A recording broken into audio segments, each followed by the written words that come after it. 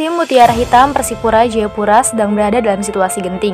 Hingga pekan ke-26, Persipura Jayapura semakin terbenam di zona degradasi. Klub berjuluk Mutiara Hitam tersebut memiliki selisih 3 poin dari Barito Putra yang berada satu angka di atasnya pada klasemen sementara Liga 1 2021-2022. Perjalanan berat Persipura Jayapura diawali dengan 2 kekalahan beruntun dari Persita Tangerang dan Persela Lamongan ketika Liga baru saja berjalan. Persipura baru memetik kemenangan pertama pada pekan keempat saat menghadapi Persiraja. Setelahnya, kemenangan tak kunjung menghampiri Persipura. Dari data statistik Persipura musim ini, Persipura menjadi kesebelasan yang kurang produktif dalam mencetak gol. Pahabol dan kawan-kawan menjadi tim kedua dengan torehan gol paling sedikit setelah sang juru kunci Persiraja. Hanya 19 gol yang berhasil diciptakan Persipura dalam 25 pertandingan. Pada musim ini di tangan pelatih sebelumnya Jackson F. Tiago, permainan Persipura cenderung mengandalkan operan pendek kaki ke kaki. Permainan ini memang sesuai dengan tipikal para pemain Persipura yang berpostur mungil dengan mengandalkan kecepatan. Hanya saja pola serangan itu membenamkan peran bomber mereka Yevhen Bogasvili. Yevhen lebih sering menjadi pemantul bola kepada pemain sayap. Sementara itu, kekalahan di pekan ke-7 atas Persebaya Surabaya pun menjadi awal terbenamnya Persipura di papan klasemen Liga 1. Pasalnya, kekalahan atas Persebaya Surabaya tersebut menjadi awal kekalahan di 6 pertandingan beruntun skuad Mutiara Hitam.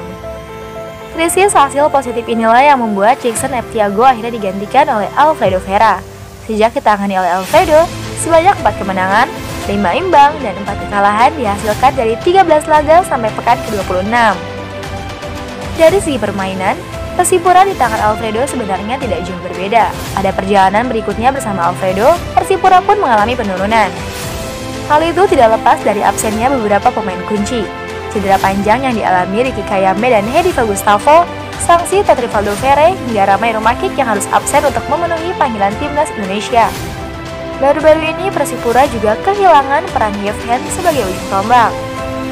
Jika belum kunjung meraih hasil baik, maka Persipura akan terancam harus angkat kaki dari Liga 1 musim 2022-2023. Padahal, Persipura adalah langganan papan atas Liga Indonesia. Persipura juga merupakan satu-satunya wakil dari Pulau Papua. Seandainya usaha untuk bertahan di Liga 1 sirna, Papua dipastikan tidak mempunyai wakil di Liga 1. Rasanya aneh jika tim dari Papua tidak lagi meramaikan kompetisi ini. Dapat disepakati bersama jika Persipura merupakan tim besar yang ada di Indonesia. Hal paling istimewa dari Persipura adalah selalu menghasilkan dan mempercayai jasa pemain berbakat yang berasal dari putra daerahnya. Di musim ini ada nama Ricky Chauer, David Rumakik, dan khususnya Ramai Rumakik yang namanya mencuat kala membela timnas senior di Piala AFF 2020.